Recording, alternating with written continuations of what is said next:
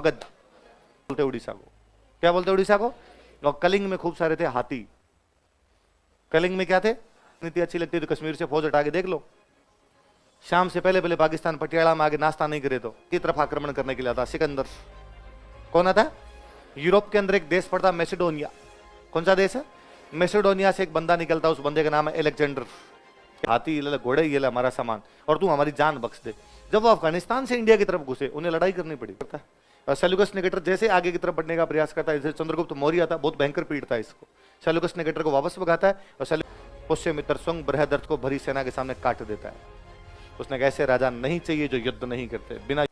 उसने कहा राजा मैं बनूंगा, तो राजा वो बना। सिस्टम वंशानुगत हो गया। सिस्टम कैसा हो गया? वंशानुगत हो गया। वंशानुगत सिस्टम हुए तो फिर ये लालसा और ज्यादा होगी, और जमीन पे कब्जे करेंगे, अपने परिवार का और नाम होगा, तो राज्य बड़े होने लगे। ये लोग राज्य को बोला करते जन। राज्य क्या बोलते? जन। जब बड़े हुए तो बने जनपद। क्या बने? और जनपद जब बड़े हुए तो क्या बन गए? क्या बन गए? तो भारत में 16 बड़े महाजनपद बने। कितने महाजनपद बने? 16 बड़े महाजन, बड़े बड़े राज्य बने, महाजनपद बन गए 16।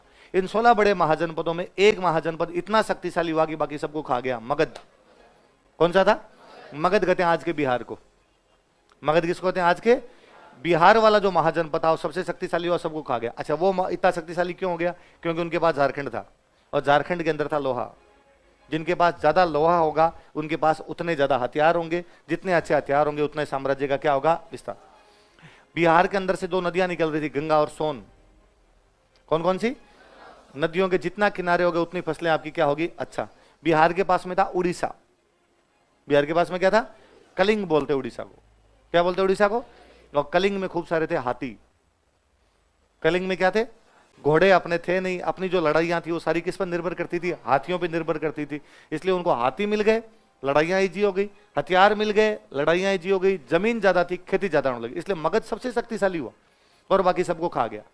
मगध के अंदर बाद में एक राजा बन जाता चंद्रगुप्त। चंद्रगुप्त मौर्य। उसके बाद उसका बेटा, पोता, पड़पोता, सड़पोता, लड़पोता, लगातार एक ही वंश के लोग आए, इसलिए हम क्या कहते हैं? क्या कहते हैं? मौर्य। चंद्रगुप्त मौर्य के बाद आया बिंदुसार। बिंदुसार के बाद आया अशोक। अशोक का दिमाग खराब हुआ और अशोक ने कहा लड़ाइयां बंद।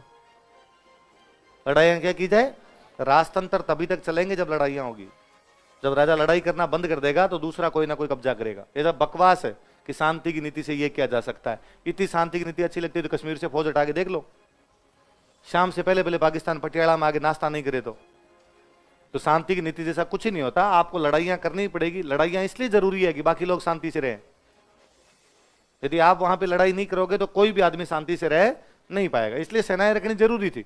तो जब तक मौर्यों ने अपनी सेनाएं रखी बहुत अच्छे से, तब तक उनका साम्राज्य विस्तार हुआ। अशोक के बाद में सेना होने लगी कम, तो शुरू शुरू में तो दिख गई, बात चल गई उनकी, क्योंकि शक्तिशाली राजा थे, डरा धमका के काम चला लिया। धीरे धीरे धीरे धीरे करते करते हालत ये हो गया कि जो ऊपर वाला प्रांत था भारत का, ये वाला जो हिस्सा था, अफगानिस्तान साइड वाला जो हिस्सा था, इसके अंदर लोग आने लग गए। कौन आने लगे? लोग कौन आएंगे? वह ये था कि जब चंद्रगुप्त मौर्य वाला जो शासन था उसे ठीक पहले अपने मगध में एक राजा काम कर रहा था, घनानंद। कौन था? घनानंद बेलखना था उधर। तो घनानंद वाला जो टाइम था तो उसके राज्य में भी बड़ा अस्त व्यवस्था चल रही थी, और उधर से एक बंदा भारत की तरफ आक्रमण करने के लिए आता, सिकंदर। कौन आता? यूरोप के अंदर एक देश पड़ता मैसेडोनिया। कौन सा देश है? मैसेडोनिया से एक बंदा निकलता, उस बंदे का नाम है अलेक्जेंडर। क्या नाम है उसका? नाम क्या है? हमने हिंदी वालों ने बना क्या लिया उसका? अच्छा, वो निकलता सिकंदर, वहां से निकलता। सिकंदर के दिमाग में था कि मैं पूरी दुनिया जीतूंगा। तो दुनिया है कितनी? तो उस समय ये लोग 3 ही महाद्वीप जानते थे, अफ्रीका, एशिया, यूरोप। बाकी महाद्वीपों की इनको कोई भी जानकारी नहीं। साउथ के ऑस्ट्रेलिया के बारे में नहीं जानते थे, ना ये नॉर्थ और साउथ अमेरिका के बारे में जानते थे। इनको 3 ही महाद्वीप पता थे। कौन कौन से? Asia, Europe. वो यूरोप का है, तो उसको ये लगा मैं मैसेडोनिया से निकलूंगा, ऊपर की तरफ जाऊंगा, यूरोप की तरफ इधर निकलूंगा, यूरोप की तरफ जाऊंगा, ये मिस्र ये जीतूंगा। ये जीतने के बाद भूमध्य सागर के इधर नजदीक से होते हुए लाल सागर के अंदर घुसते हुए इधर इंडिया की तरफ मैं घुसूंगा, और यहाँ मतलब सेंट्रल एशिया में घुसूंगा। सेंट्रल एशिया में घुसने के बाद इंडिया जाऊंगा। उनको 2 बातें नहीं पता थी। एक तो ये नहीं पता थी कि इंडिया बहुत बड़ा है, लंबा क्रॉस करना पड़ेगा आपको। उनको ये भी नहीं पता था कि इंडिया के बाद चाइना है। उनको ये पता था इंडिया के बाद रशिया है। तो उनको लगा सेंट्रल एशिया के बाद आएगा इंडिया के बाद आएगा रशिया से घूमते वापस यूरोप यूनान आ जाएंगे, दुनिया जीत गए। यूनान से चले, यूनान आगे तो दुनिया तो पूरी हमने जीत ली। तो उनके दिमाग में पूरा आइडिया था, वो वहां से लगे, उन्होंने यूरोप वाले वो देश जीते, अफ्रीका में घुसे, अफ्रीका जीता, सेंट्रल एशिया में घुसे, सेंट्रल एशिया जीता। ये बड़ा स्मूथली हुआ उनके, कोई सामने मुकाबला करने वाला नहीं। जहां सिकंदर गया अगलों सरेंडर किया, कहा ये ले जमीन, ये ले पैसे टक्के, ये ले हाथी, ये ले घोड़े, ये ले हमारा सामान, और तू हमारी जान बख्श दे। जब वो अफगानिस्तान से इंडिया की तरफ घुसे, उन्हें लड़ाई करनी पड़ी, जगह जगह लड़ाई करनी पड़ी। मतलब अपने छोटे मोटे कबीले भी सिकंदर से भिड़ गए, पर सिकंदर जीत रहा था, शक्तिशाली रहता था, सिकंदर जीत रहा था। सिकंदर जीतता जीतता आ गया व्यास नदी। कहां पर आ गया? जब व्यास नदी के आसपास पहुंचे तब उनको एग्जैक्टली पता चला कि इंडिया बहुत लंबा है, अभी तो शुरू हुआ है, अभी तो यहां पहुंचे आप, आपको यहां जाना है, पूरा का पूरा क्रॉस करना पड़ेगा। जो उनको लगा इनका तो राजा की राजधानी पटना है, यहां जाके आएगी, तब तक पूरा देश क्रॉस करना पड़ेगा। यहां इनको आने के बाद पता चला कि जितना ये क्रॉस करेंगे इसका डबल आगे चाइना पड़ा है। चाइना भी तो खूब लंबा था, मंगोलिया मंगोलिया सब चाइना के अंदर आते, ये चाइना पड़ा है, और ये जब क्रॉस कर देंगे इसके ट्रिपल आगे रसिया पड़ा है। तो सिकंदर के सैनिकों ने सिकंदर का कूटेंगे तेरे को, अब चल यहां से। तो सिकंदर के सैनिकों ने इतना दबाव बनाया कि सिकंदर बेचारा यहां से क्या चले गया वापस। पर सिकंदर यदि यहां तक पहुंच गया था, यहां बीच में तक आपने पहुंच गया था, इसका मतलब यहां पे तो कब्जे कर ही गया, यहां पे सिकंदर के कब्जे हो गए। इधर से आया था तो इधर पूरे में उसके कब्जे, तो बीच बीच में अपने कमांडर छोड़ के गया। अपने किसी कमांडर का तू यहां रह, यहां रह, यहां रह, यहां रह, यहां एक कमांडर छोड़ के चला गया। यहां से अपनी बाउंड्री शुरू हो जाती, इधर अपने यहां पर आ जाता चंद्रगुप्त मौर्य। यहां जो इसके कमांडर थे उनमें एक कमांडर है जिसका नाम है सेल्यूकस निकेटर। क्या नाम है? और सेल्यूकस निकेटर को लगा राजा जी ने जो काम नहीं किया मैं कर दूं, राजा इंडिया में नहीं जा पाया मैं इंडिया में जाऊं। और सेल्यूकस निकेटर इंडिया की तरफ आने का प्रयास करता है, और सेल्यूकस निकेटर जैसे आगे की तरफ बढ़ने का प्रयास करता है, जैसे चंद्रगुप्त मौर्य आता, बहुत भयंकर पीड़ता है इसको। सेल्यूकस निकेटर को वापस भगाता है, और सेल्यूकस निकेटर को अपना ससुर जी बना लेता है, इसकी बेटी से शादी करता है, हेलन, क्या नाम था, और अफगानिस्तान पूरा दहेज में लेता है। तो वापस अपनी बाउंड्री यहां तक गई, अफगानिस्तान वाला पोर्शन अपने दहेज के अंदर ही ले गए। चंद्रगुप्त मौर्य ने कहा ससुर जी इधर वाला छोड़ो, ये पेरिपेमिसदाई, अराकोसिया एरिया, ये पूरा हेरात, कंधार, काबुल, मकरान वाला तट, पूरा का पूरा हमने इनसे दहेज में ले लिया। और वो हेलन से शादी करके आ गए। तो अपना कोई पहला बंदा इसने विदेशी महिला से शादी की थी, वो कौन था? चंद्रगुप्त मौर्य हेलेना से शादी करके आया था। अब वहां तक अपनी बाउंड्री।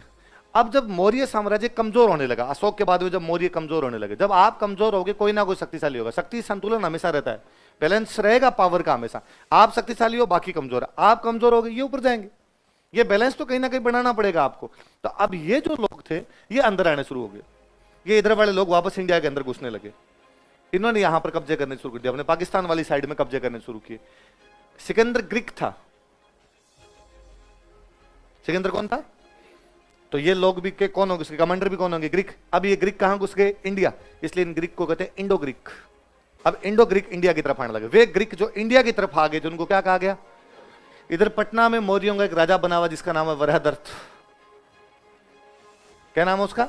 वरहदर्थ राजा बना हुआ है। एक दिन वरहदर्थ का एक सेनापति है, वो उसको बुलाता है कि सर आओ बैठ के बातचीत करनी है। सेनापति का नाम है पुष्यमित्र संघ।